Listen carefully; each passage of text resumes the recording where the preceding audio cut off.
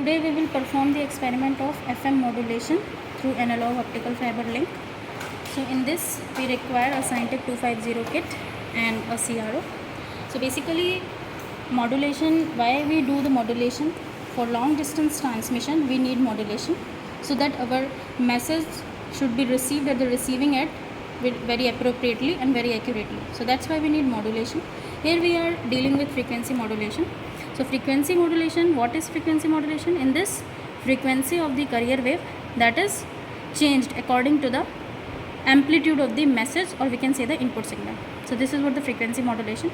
So here there are different blocks which we require to perform this experiment. First one is function generator. Through function generator we will transmit or generate the input signal. So we generate the analog input signal. Then there is a frequency modulation block. In this we are using the VCO, that is voltage control oscillator. Here what we are dealing, that voltage control oscillator convert this analog input signal into a train of digital pulses, because basically oscillator will generate the pulses, and VCO, the function of VCO is conversion of analog input signal into a train of digital pulses.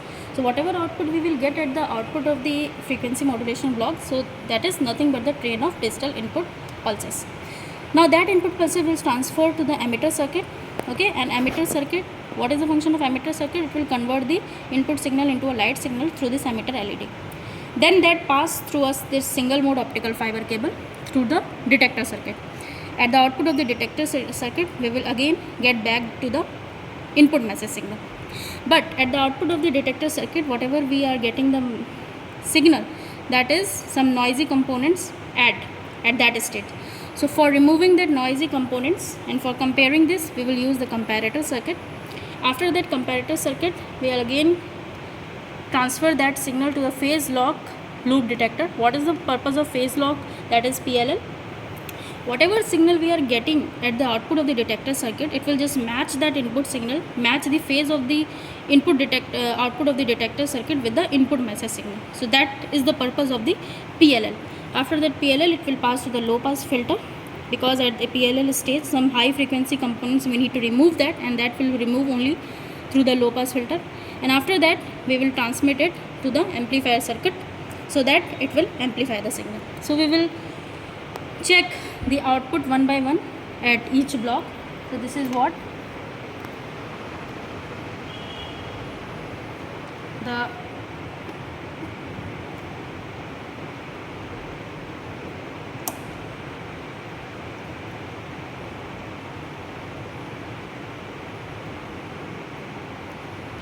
this is the input signal. After that we will check at the FM modulation block the train of digital pulses, as I have already explained that it will generate the train of input digital pulses. After, at the emitter circuit, this is the emitter.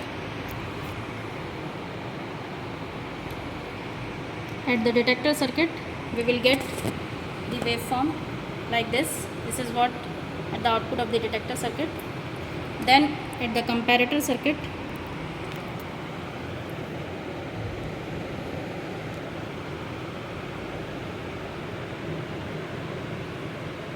this is what the output of the comparator circuit.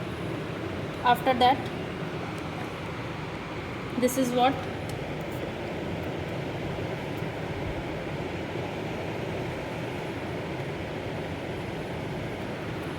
the phase at the PLL block. At the output of the PLL block, it will generate the phase of the waveform.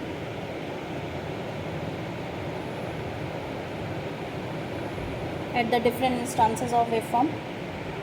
And after that, last one is what?